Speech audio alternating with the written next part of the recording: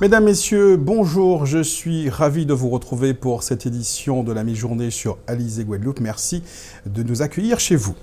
L'alimentation en eau revient à la normale selon les services de la préfecture. L'île de la Désirade est de nouveau alimentée et le retour de l'eau est programmé dans les robinets dans la journée.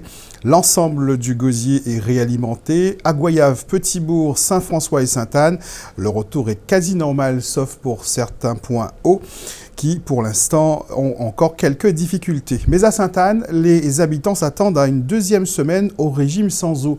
Anne-Elisabeth Arsène a rencontré des Sainte-Annais parfois révoltés.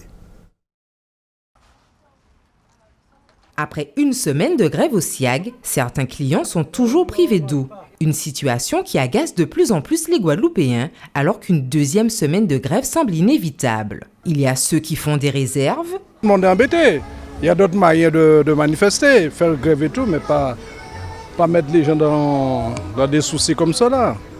Manque d'hygiène et de tout, quoi. C'est pas gentil de leur part. Il faut penser aux Guadeloupéens, et aux touristes aussi.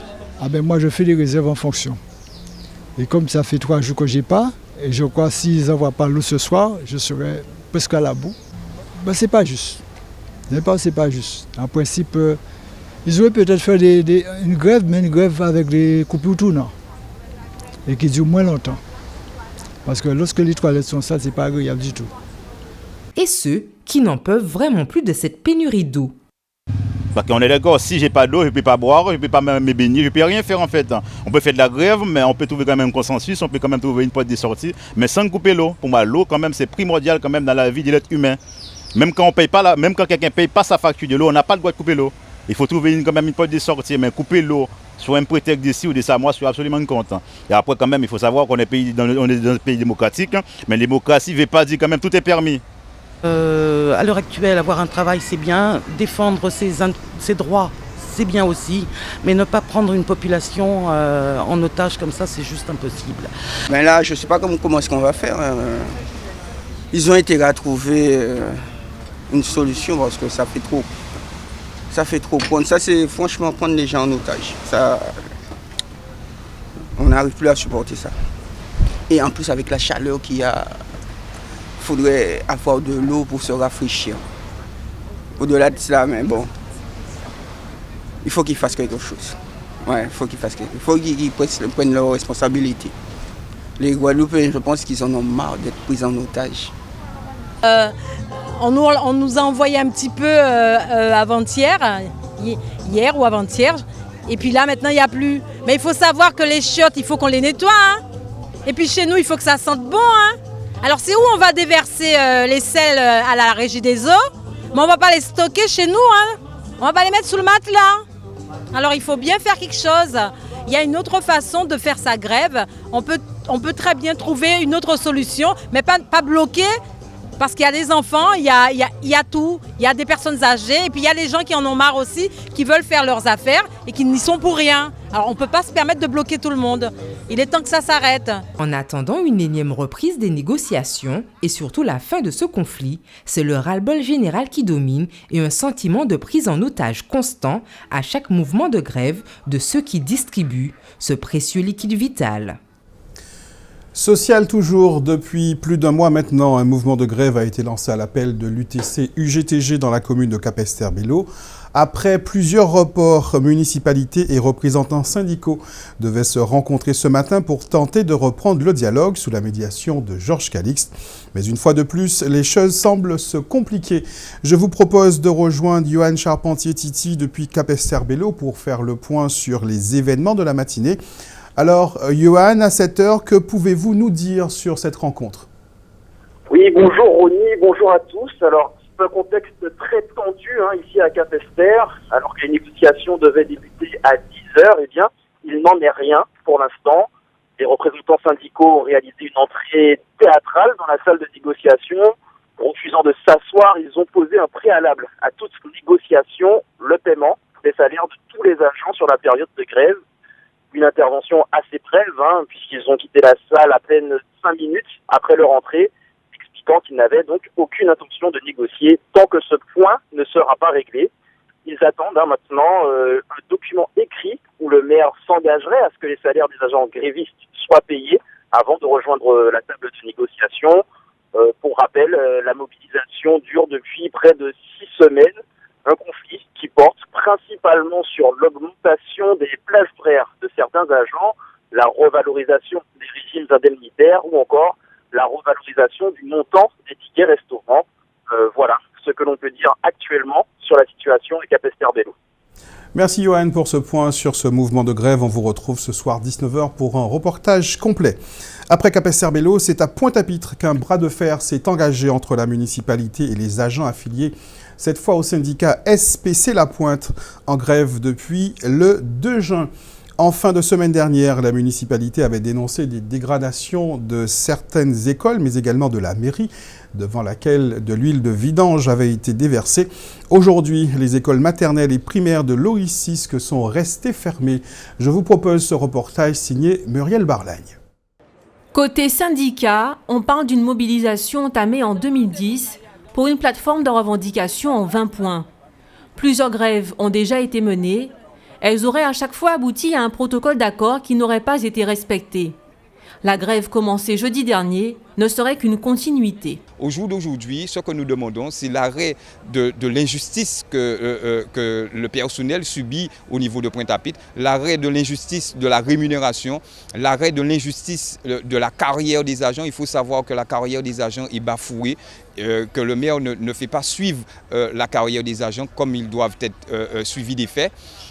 L'arrêt aussi de l'injustice sociale, notamment on est la seule collectivité en Guadeloupe à ne pas bénéficier de ce qu'on appelle des chèques déjeuner. Nous sommes la seule collectivité où justement il n'y a pas un COS, un comité des œuvres sociales. Aussi, nous demandons aussi que le CHSCT puisse fonctionner, parce qu'il faut savoir que le personnel qui travaille dans les écoles n'ont pas de matériel pour pouvoir exercer leur mission convenablement, c'est-à-dire faire l'entretien des écoles. Il faut savoir que c'est les agents qui achètent les produits d'entretien pour pouvoir faire le nettoyage. Pour le maire, il s'agit d'un conflit personnel impliquant Mario Varro, déguisé en mouvement de grève. C'est un conflit très, très réel entre le responsable principal de ce syndicat, M. Varro, et l'administration communale, puisque l'administration communale a depuis quelques mois décidé d'être ferme sur les jours de travail non faits par cet agent, et donc en faisant des retenues sur salaire chaque fois que preuve était faite de l'absence de travail fourni pour la collectivité.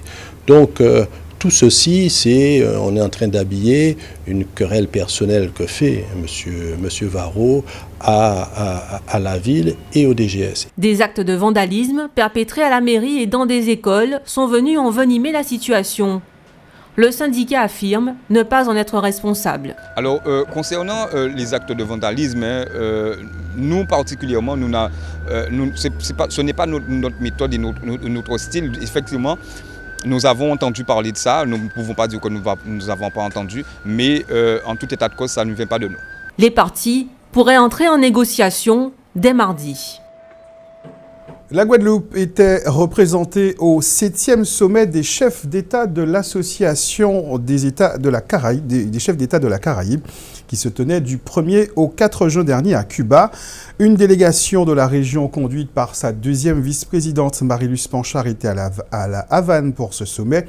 Le déplacement des élus guadeloupéens a été l'occasion de parler et d'envisager des pistes de coopération entre l'île Castriste et notre archipel. Ils ont également participé aux travaux préparatoires de la 8e réunion extraordinaire du Conseil des ministres de l'AEC. Et parmi les points spécifiques impliquant la Guadeloupe, la création de zones de tourisme durable avec le soutien du programme Interreg 5 et la mise en place de projets portés par ce programme de coopération Caraïbe pour le développement de la pratique des langues. Enfin, au cours de cette rencontre, l'adhésion de la collectivité de Saint-Martin en tant que membre associé de l'AEC a été officialisée. La délégation guadeloupéenne doit regagner la Guadeloupe aujourd'hui. Une information qui nous permet de faire notre tour d'horizon de l'actualité dans la grande région. Nous verrons que les arrivées de touristes dans la Caraïbe devraient dépasser la barre des 30 millions cette année. Mais avant, direction la République dominicaine. C'est notre rendez-vous Caraïbe. Les éleveurs dominicains ont noté une augmentation significative des vols de bétail au cours des derniers mois. Cela se traduit par une perte sèche de plus de 700 000 pesos dominicains. Dans la plupart des cas, le bétail serait transféré en Haïti. Les agriculteurs ont tenu une réunion avec les autorités militaires et civiles de la province proche de la frontière haïtienne, au cours de laquelle le général Jiménez Peña a indiqué que 700 nouveaux soldats seront déployés pour renforcer la frontière comme mesure préventive contre l'apparition de la criminalité. Le haut gradé de l'armée précise qu'une fois la situation revenue à la normale, ces soldats seront redéployés pour la sécurité des établissements publics le long de la frontière. Les agriculteurs dominicains, pour leur part, souhaitent que les militaires continuent leurs mesures de prévention renforcées de façon pérenne. Sir Ronald Sanders, le gouverneur d'Antigua et Barbuda, aux États-Unis et à l'Organisation des États américains, a écrit une lettre ouverte sur la situation économique des États membres du CARICOM. Pour lui, aucun État caribéen n'est en mesure de prospérer par ses propres ressources. L'aide extérieure est fondamentale à ces pays pour fournir les biens et services à leurs populations respectives. Sir Ronald Sanders rappelle que ces pays ont commencé leur processus d'indépendance depuis 1954 et qu'à ce jour, aucun État n'est souverain économiquement. Un rapport du Commonwealth sur le développement des petits États insulaires en 2050 fait état du poids de la dette qui deviendra ingérable et des conséquences socio-économiques qui en découleront. Les pays de la Caraïbe ayant emprunté à des coûts plus élevés sur les marchés internationaux en raison de leur grande vulnérabilité et de la faiblesse de leur économie. Selon le gouverneur d'Antigua et Barbuda, la solution viendrait des pays caribéens eux-mêmes qui devraient renforcer leurs liens interrégionaux et les prérogatives économiques du CARICOM.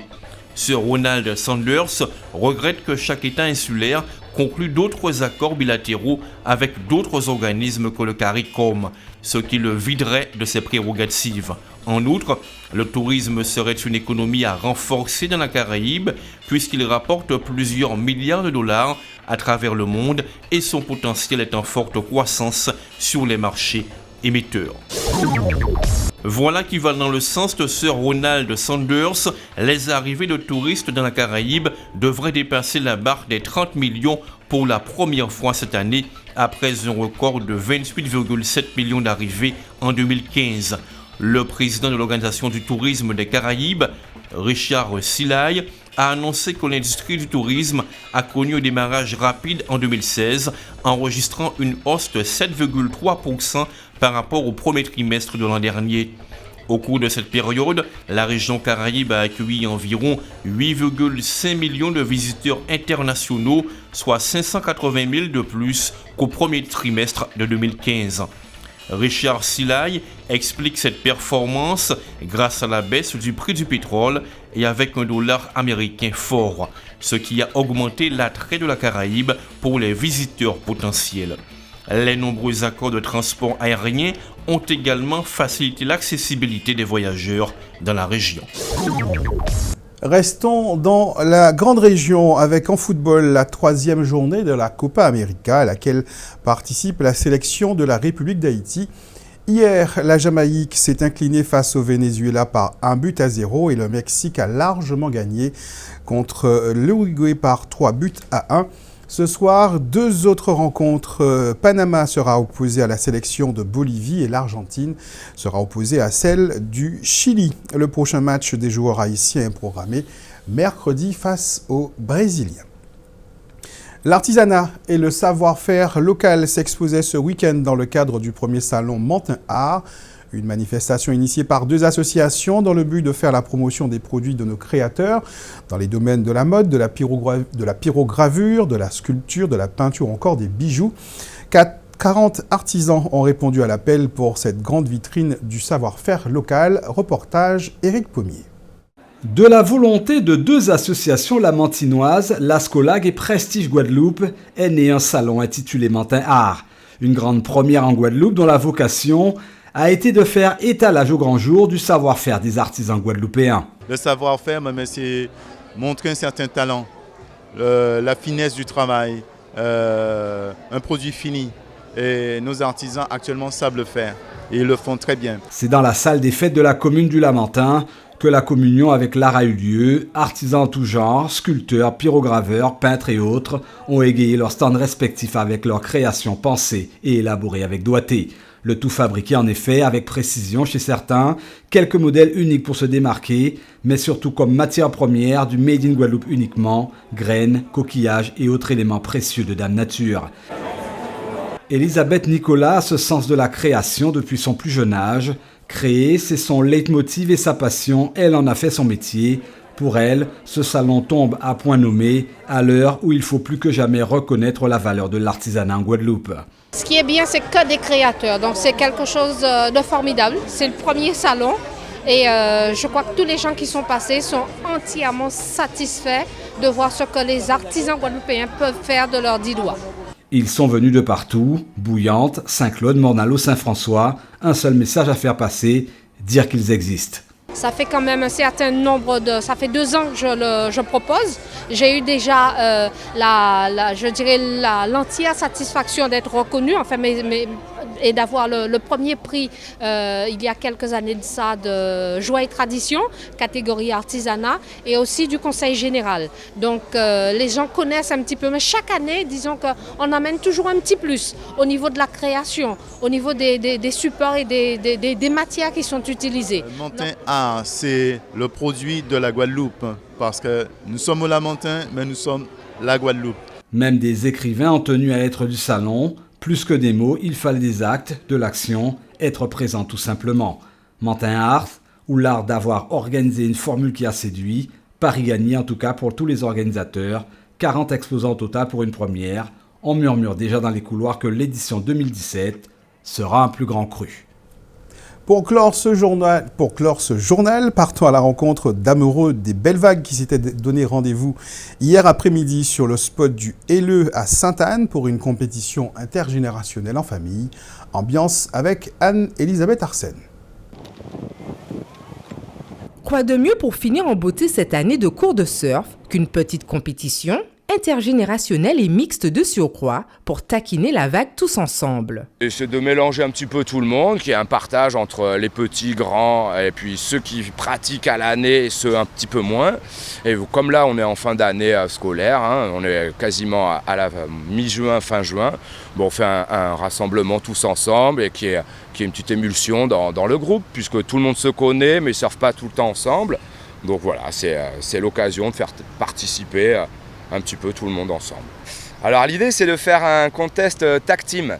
Tag team c'est par équipe, ça a différencié au niveau des filles, garçons, parents, enfants, plutôt débutants ou confirmés. Donc il y a de tout niveau par équipe et c'est un système de relais.